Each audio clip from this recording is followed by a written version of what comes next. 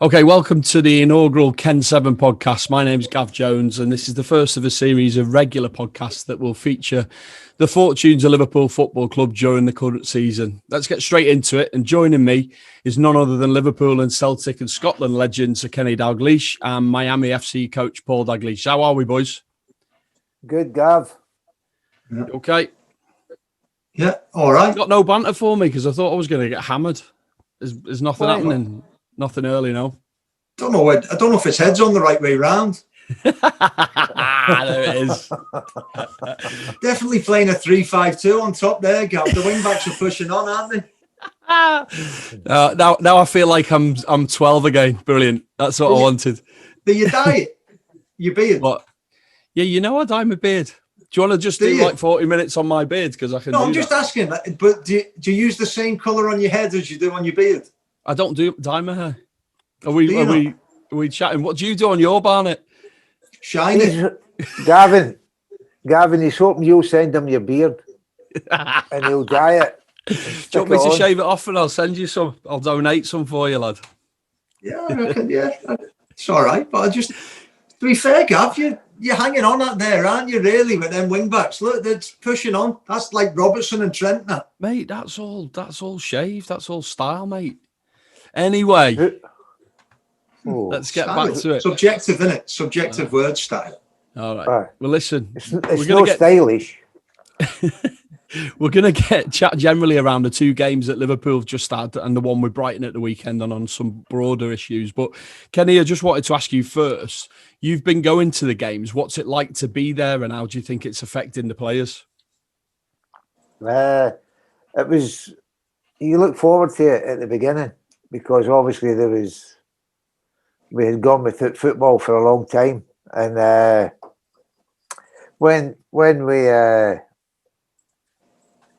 you get used to going, you go out and you're waiting for people to turn up and cheer and watch the game. And at the beginning of the match, it's strange, you'll never walk alone. It's still it's eerie when they sign it. It's brilliant. It's emotive, but it's a different emotion to what it is when there's a full house. And the most important thing, Gavin, is we've got football. You can go and watch it, right? Either if you're fortunate like myself to get in, or you can watch it in the television.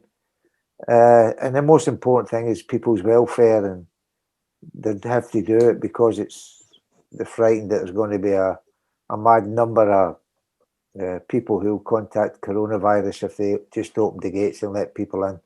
So you can understand the caution, but I think it's as good a spectacle as what they could have put on. And probably the best spectacle, and not just because it was winning the Premier League, but the best spectacle it was on was the presentation of the Premier League trophy. Oh, because you were in it? No, because... Oh, no, that's no ego. There was nobody there, right? There was nobody there to watch it, but by the way, what a show. Oh, you were there. I saw you on the TV, I was with there, your mask on. Yeah, yes. I was fortunate. I was one of the fortunate ones to be asked to go. Yeah. And Kelly was doing the telly? Kelly on the telly, aye. You've got a monopoly. The Dalglish family have got a monopoly, haven't they? It just cut me out. I'm the black sheep of the family. Paul, have you found watching the games on telly? Do you listen? Do you watch it without the crowd noise? No, I like it when they pipe that in because I think that I don't like the silence and hearing the players talk and the thud of the ball, and I don't like it. The echo going around the stadium. I just don't like it. I don't like it. So I always try and have the crowd noise in the background, and they're getting better and better at it, to be fair, of piping the sound in and making it relevant to the moment of the game. But yeah, I as my dad said, it's good to just have football, but for me, and I believe football without fans is, as they say, is nothing. And you can see that now. I think the players have got much more competitive. I think the level of the game has been really high since we've, especially since the start of the new season.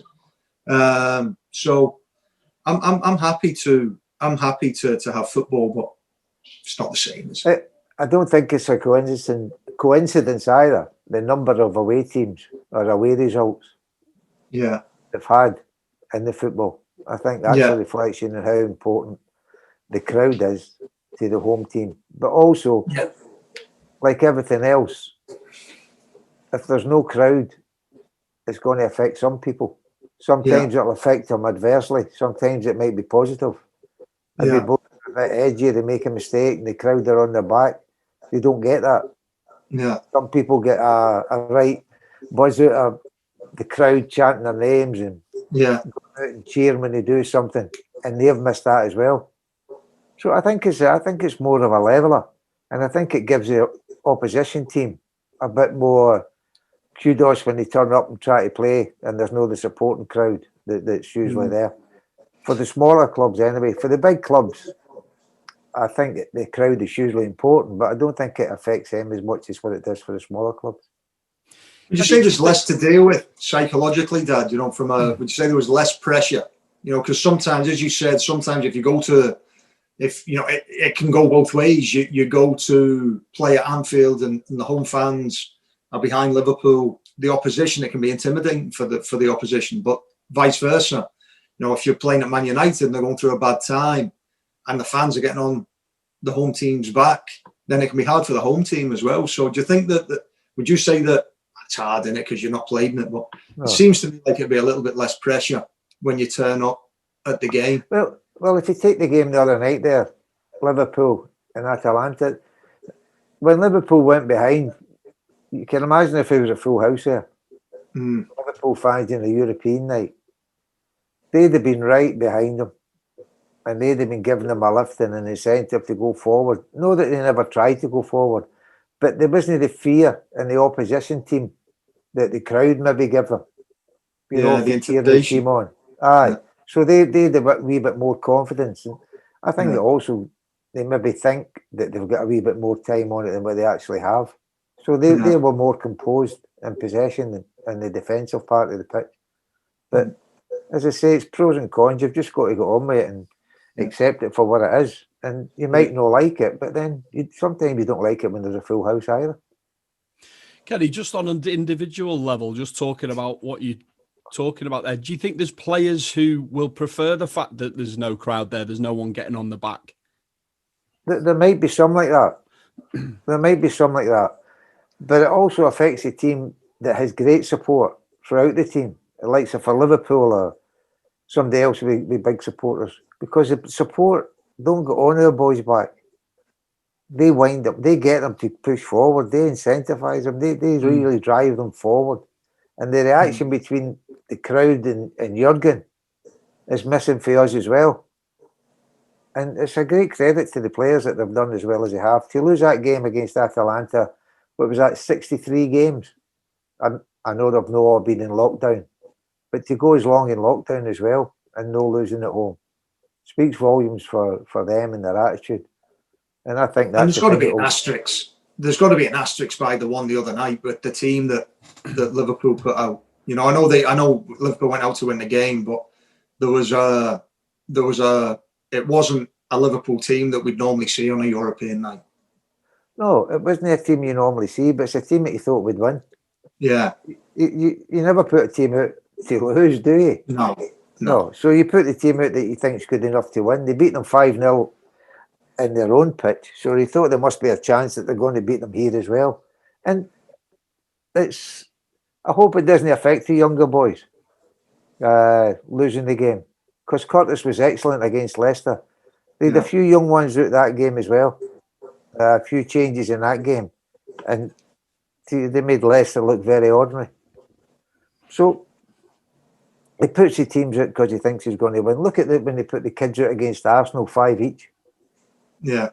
Beat them in penalties. It's a great experience for the kids to play in the first team. It's even greater when there's a crowd in. But I hope it doesn't affect them, because it shouldn't. I don't think it will, Dad. It was, I think Liverpool gave themselves that option by winning the first 3 games in the group. And so it gave them the option. They could do that. So it was the young guys. It doesn't matter. The experience will be better for them coming through. The injuries also gave them no option. Yeah. But to make the changes, because he's got to safeguard himself, as you rightly say. they'll qualify through the section, and that's not been blasé. They've got a difficult game with Ajax, and they've got to go Midtjylland, which is going to be played in Dortmund because of the situation of Denmark with COVID, and so they'll play that game in Dortmund. What do they need? A point, maybe, to get through. They beat Ajax, or they get a point against Ajax. They're home alone. Yeah. So I think it was well worked out, although they would never, Paul, none of the players would never want to go out and lose a game. The manager doesn't want to go out and lose a game. But it was a time when they had to sit back a wee bit and say, this is what we're doing. And after the result against Leicester was a fantastic result and a great performance. And Leicester were top of the league when that game was about to be played. Tottenham just nicked in front of them. So that was a big result against Leicester and a big performance, and hugely important for the development of the younger players. Just going back to, you mentioned Curtis Jones there and younger players. Curtis Jones, I watched quite a lot when he was playing in the under-23s and coming through, and he seemed to be an unbelievably talented player then. But the Curtis Jones that we're seeing now seems a bit more measured and a bit more composed, and he doesn't take risks as much. Is that something that the coaching staff will be drilling into him? Are they trying to get him a more mature player as quickly as possible? Yeah, and also what they probably say to Curtis is, you've got fantastic ability, right? But we've got to nurture it in the right way. You don't need to roll your foot over the top of the ball and do step overs and one thing and another. Every goal you score don't need to be a fantastic goal, although thanks very much, you've scored some great goals for us. But you just simplify it, but don't take away your ability and don't take away your technique, because he is a talented boy. And he has got a really good chance. So they would just give him some reassurance at the same time, try to cut out the unnecessary bit. But he's got it in his locker if he needs it. Yeah, the other part as well, Dad, Gav, is that when you're playing in your own age group, he's the guy, people look at him to do something, and you can probably get away with doing a little bit more. Whereas when you are the young player coming into the first team, you're playing with loads of world-class players. So you don't need to do what you did when you were playing in the 23s. Because your other teammates around you can do similar things. So you tends to simplify your game a little bit because you're playing with other great players. The big thing for him is his reaction if he was having to go back and play in the 23s. So he's got to know within himself. The expectation isn't to do the foot over the top, step overs, croys. It's to just do what you do good. And that's pass it properly at the right time, proper pace on the ball. Have a hit if you want to have a hit. If somebody's in a better position, give it to him. You don't need to go win the game yourself. You might make a huge contribution, but you're not going to win it on your own. So it's interesting to see what the reaction is when they go back to the 23s. But he's been superb. I don't think he'll be back there too quickly. I was going to say, from back in the day, that would have been something you would have, let's throw him back in the 23, see how he reacts. But the way I look at him at the moment is he's very much a squad player. He's a member of the squad regardless of age. Do you think that that's what they'll do, or do you think that he's in now? I think it'll depend. They'll look at him in training, see how he does in training, and see what his attitude is in training. And if he needs a wee reminder, they might very well do it. But it doesn't matter what age you are, Gavin. It's what level you're at with your ability that matters. And he's high level with that.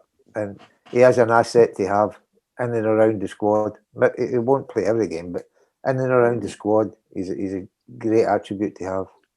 I think starting him against Leicester shows the trust in him and the level that Jurgen obviously thinks he's at. But I think he's got a big future. I think he's really, really good.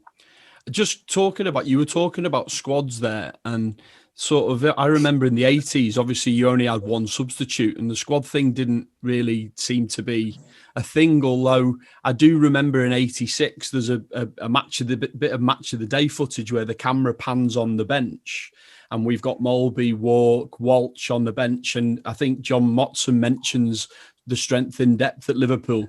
Kenny, at what time did you feel like the squad system was something that needed to be considered more than, maybe the 80s? I think Shankly talked about back in Shanks' day, it was the same 11 players for most of the season, wasn't it? Well, we had a season like that as well. Did you? 79, 80. We had 14 players for 42 league games. Wow. And we lost 16 goals and scored 85. Wow. That was the one season. The pitches were worse than what they are now. The bowling greens now, the pitches now. But you got to remember, it came in, you could only go on as a substitute if you were injured. So obviously, there was a few people started limping that were okay. They started to take them on. Then it went to 2, then 3, then 5. And I think there's something to be said about having 5 subs, if it's possible now, because the games are coming thick and fast for them. The travel is no insignificant either. So the welfare of the players are important, and it's important that that you give them the best possible chance to be fit for games. But also, I think it would be a huge advantage to the teams with the bigger squads and the more wealthy teams that can afford to have big squads and a higher quality of players, because they can the size of their squads and the quality in the squad, it benefits them if they've got more substitutions. If your manager is good at making the substitutions, and your manager is good at making the substitutions. How about this for an idea, right? In the interest, I don't like it. No, don't like it. Good.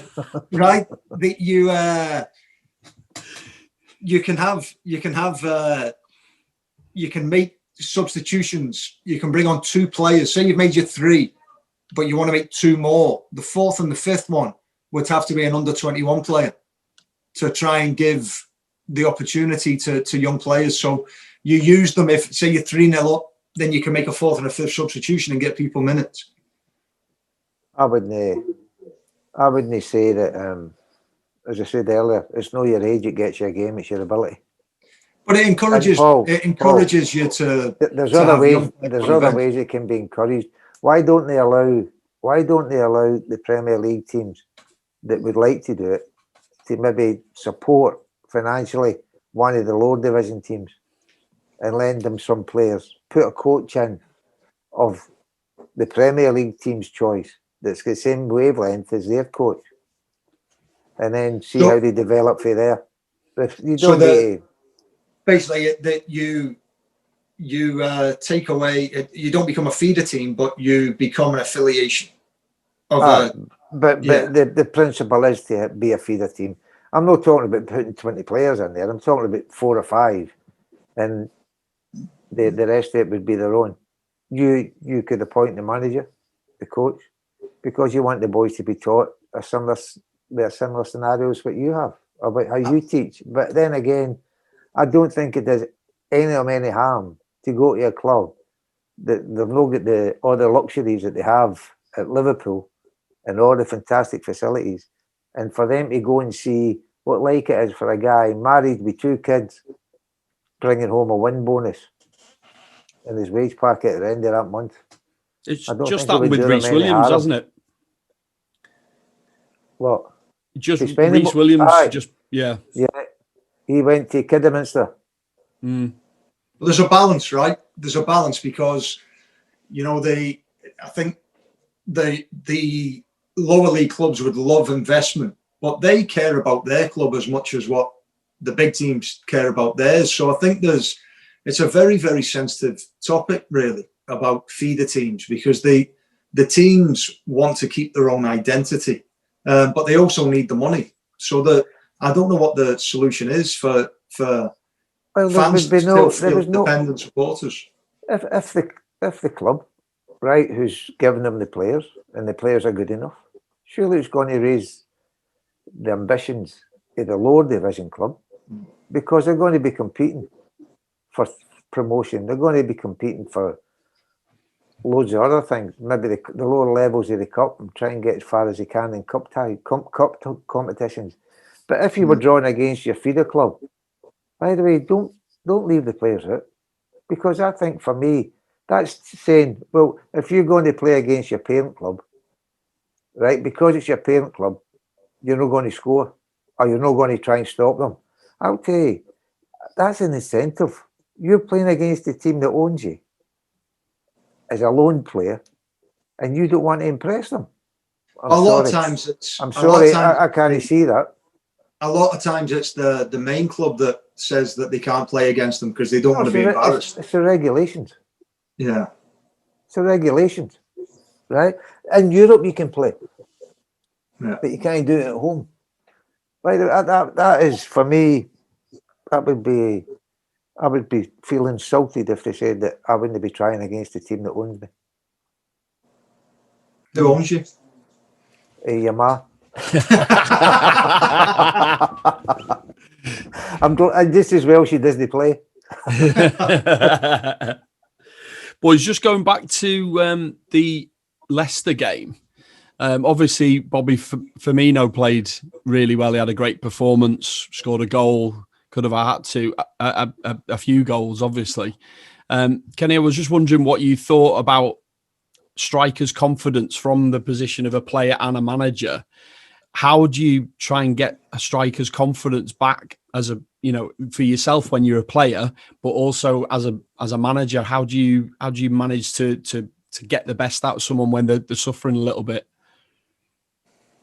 No, well, the fact that you pick him gives him a great deal of confidence as well. And you can't just judge people by goals, especially Roberto Firmino.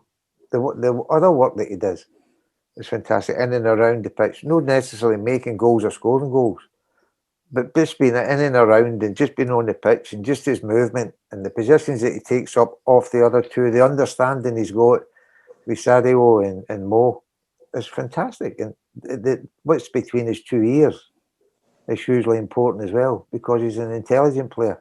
So, yeah, everybody knows, and nobody will know more than Bobby himself, that he's, 3 goals he scored in, 18 months or something at Anfield. But as I say, the contribution that he's made over and above the goals has been fantastic. And the header he bulleted in against Leicester was a beauty. And then he hit the post twice after that. If you're ever in doubt, just look at his medals. It's a bad line, that, Paul. No, but he's got the medals, doesn't he, to prove? I mean, they've won the European Cup, they won the Premier League. He's been a main man in a key position in a team. It's.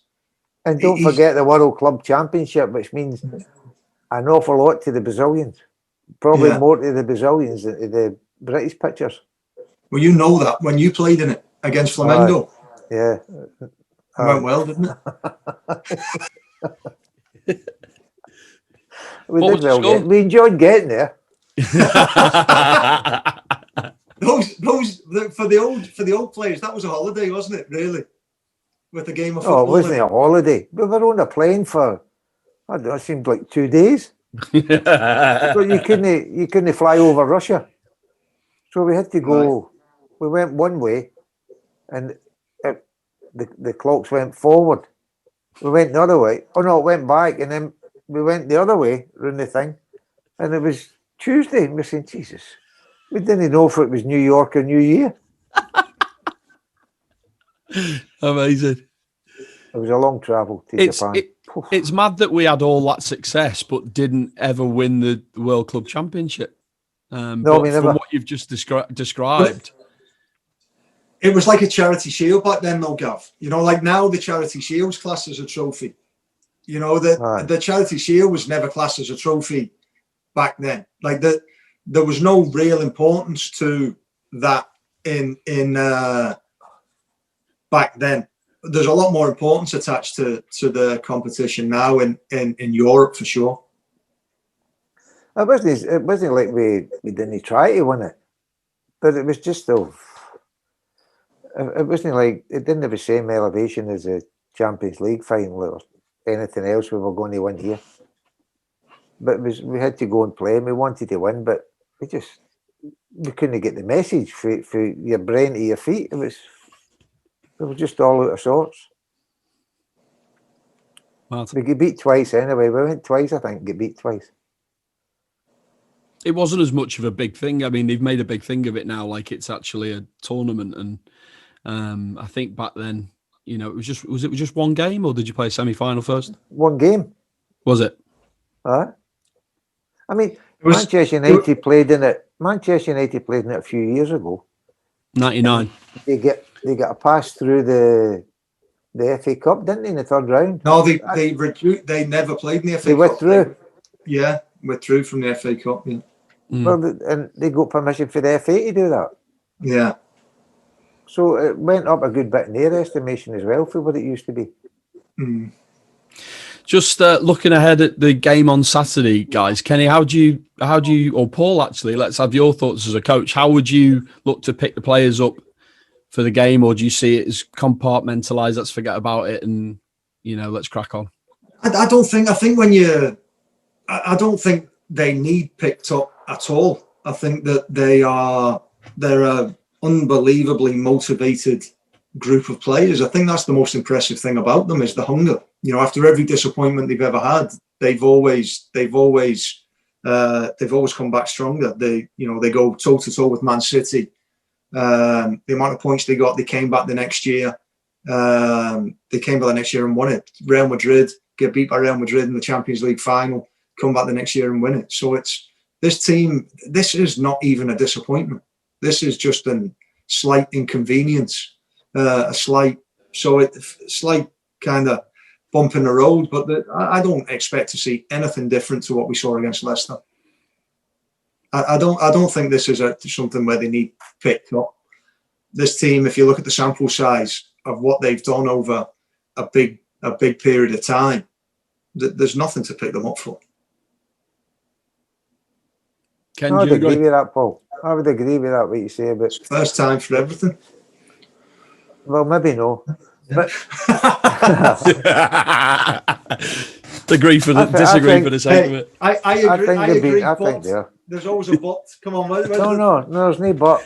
I think that is one of the greatest assets that they have, the desire to win, to be successful, and that comes from obviously the managers like that anyway.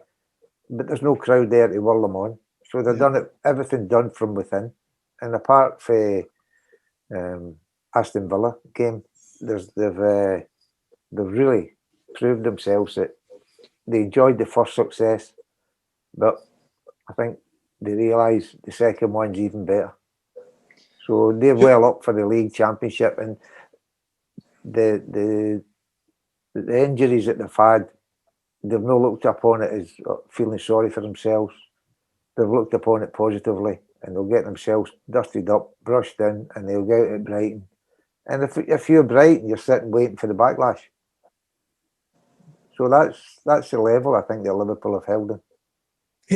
Here's something I heard. Did you watch the thing that Trent and Robbo were doing? And I was watching it the other day when they're in the car and they're speaking to each other. You seen that, Gav? Wingman, right? Yeah. So watching that, and there was something about being a big game, and they made a joke out of it, saying, "Oh, there is no big. They're all big games. Every game's a big game when you play for Liverpool." And it was a mindset that I think has been created by the manager, because you hear him speak a lot, and one of the things that he always talks about, when you hear him, he said, "You don't worry about the past because it's gone. Don't worry about the future because it's not happened yet. Just worry about this moment." And he's always talks about the moment. And it's actually a spirituality thing. And I know he's quite religious, Jurgen, right? But it's like living it in the moment. And that's how I think the team plays. They live in the moment. They are always ready in the moment. They never seem to go through peaks and troughs. That mentality to be consistent and take every game as important as the next is, for me, as my dad said, that's I think that is the biggest attribute this team's got. Because even a team you played in, Dad, you had good games and bad games. You know, this team's just, everybody does, Paul. Yeah. But this team just seems to be. Yeah, my dad's team was a great team. The team you had when you managed in the 80s as well was a great team. But see, time kids you on. Times makes you think that. I don't remember the bad games because everybody wants to be positive and look back at the good ones. And these lads are exactly the same. Yeah. They won't look back. It's just even if you just looked at it, this team always finds a way. It seems like I think there was something like I looked at it last year and I was actually speaking to our players about it and I was saying it was an incredible number. I can't remember the exact number, but there was an incredible number of games that were decided by one goal or less. So that's a mentality thing. You know, they found a way. Somebody was always ready to step up to either make a defensive action to stop a goal or to take a chance or make a pass that created a chance. But they're just ruthless. Just ruthless, and it was at both ends of the pitch. They find a way, and then when they do get the nose in front, they tend to stay there. Yep, that's very eloquently put, Paul. Oh, hey, the private education was well worth it. That's the first time it's right. That's the first time. That's the first time I've heard that used. I'm feeling like this is not right. You two agreeing with yourselves. I'm just used to you fighting normally. Come on, Gav, behave yourself. We can team up on Gav. Behave yourself. Kenny, just on the point of mentality, and you kind of covered it a little bit, but would there have been anything said at the beginning of the season about the fact that we're now champions and we're going to go and win again, or would it just be business as usual? I don't think you need to remind them that they were champions and World Club champions. And until the Champions League was replayed, Champions League champions as well. So, no, I think they know what they won. And they know they enjoyed it. And that's the incentive. But Dad, tell a story. Go and see if you can repeat it. Tell a story about Ronnie Moran when he came into the dressing room with the medals, because it's a similar mindset, I think, that this team's got. The mindset that was in Liverpool back then. Yeah, he just used to come in with a wee cardboard box at the start of the season. And there was, I don't know, medals, 16 medals or something in it. And he said, there you are. He said, there for you, if you think you deserve one. Go and take it. And then their ambition was to be in the Charity Shield the following year, because that meant that they were either league champions or FA Cup winners. That was all they set it out to be.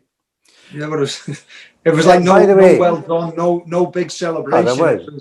We did celebrate, right? He did celebrate, and there was well done, but they made sure that you weren't carried away.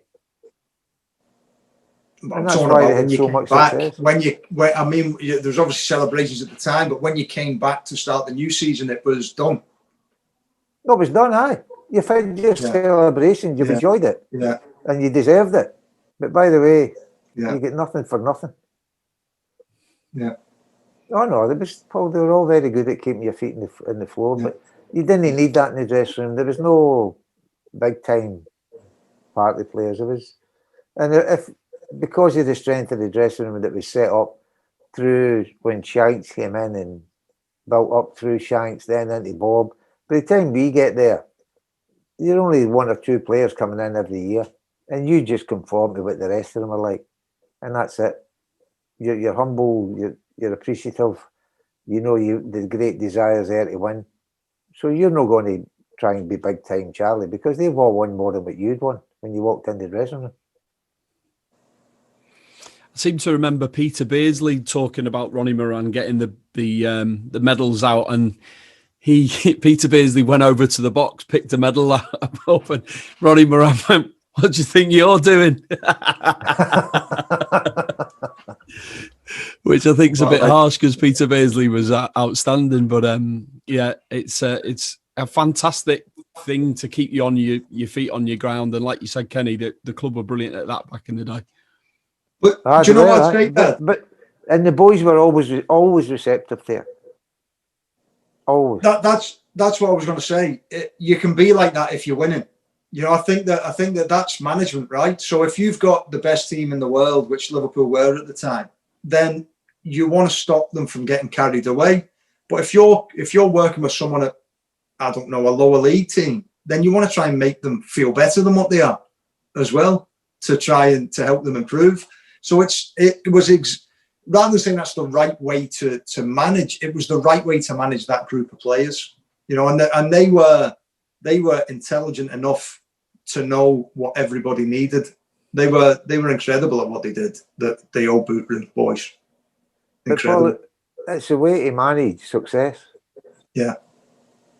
I mean, if you're struggling at the bottom level of the league, especially nowadays in the Premier League, if you finish fourth bottom, a lot of teams probably celebrate that more than what the teams that finished halfway up did. Yeah. So it's every success. Success starts with staying in the Premiership, which is, I think Liverpool would aim a wee bit higher on that. But for a lot of teams, that is fourth bottom is a target point to aim for, and anything else over and above that is a relative success for the irrespective of or reflective of the club who gets that position. I mean, Aston Villa last year, but they know fourth bottom. They just missed getting relegated. And by the way, rightly so, they celebrated. Rightly so. And they've come out this year and they've been a wee bit hot and cold. Won when you wanted them to win and lost when you thought they would have won. But they're still there where they are, and they're doing better this year than they did last year. Just to finish, guys, because I know, Kenny, you want to go and have your tea. Is it only me it eats? You don't look as if you did too badly yourself, Gav. You know what? As soon as I said that, I thought you were going to mention that. Just a quick look for the game tomorrow. What do you think? What sort of threat Brighton will pose against us, and what should we be looking out for? Well, Lallana came off injured in the last league game there, so it'll be interesting to see if the wee man's fit, because he was a good servant to Liverpool. But Brighton as a whole, I think the guy's done a really good job there. He's got them organised and up and doing really well. They had a great game against United there and just get pipped at the last kick of the ball. He gave away a penalty, I think. And they're useful. Brighton are a useful team, well organised, good coach, and players that know what their jobs are. So it won't be an easy game. It'll be something they'll be looking forward to, and it'll be interesting to see if we have any players back or what we're back. Obviously, we'd expect Mo to be playing after the coronavirus, but maybe Jordan. I don't know if there's going to be anybody else. So the people that are injured, you miss, but they're not the important ones. The important ones are the ones that are there to play, because they're the only ones that can affect the result. So I'm sure they'll give us a turn, but it's not going to be easy. They're difficult to play against. Paul? Gav, question, more important than football. Did you set that up in the background? All that stuff? Like, did you check the camera and go, oh yeah, I'm going to put this here and that there? Well, I was conscious there had to be something. My guitars are normally there. The Beatles picture's normally there, but I brought a couple of Liverpool bits of paraphernalia. Is that okay? Yeah, I'm just wondering why you got a picture on the couch. The what? The picture? On a chair? Yeah, I haven't. I'm a bit crap with DIY, so I haven't had a chance to put it up yet. What, only been in the house now 15 years. Like, I've always thought you were a big DIY. He's not built a chair yet, Paul. It's not the picture he's worried about. The picture's normally on the wall. I'm just, it's just his style, with that beard and the pictures. Paul, anybody who's got a hairstyle like that, you wouldn't know where his pictures went. No, it's fair. I think it's time to finish. So, Paul and Kenny, thank you very much, and we'll see you again. Cheers. Lovely decor, Gav. Lovely decor, mate. Gav, very impressive debut. Well done, Gav.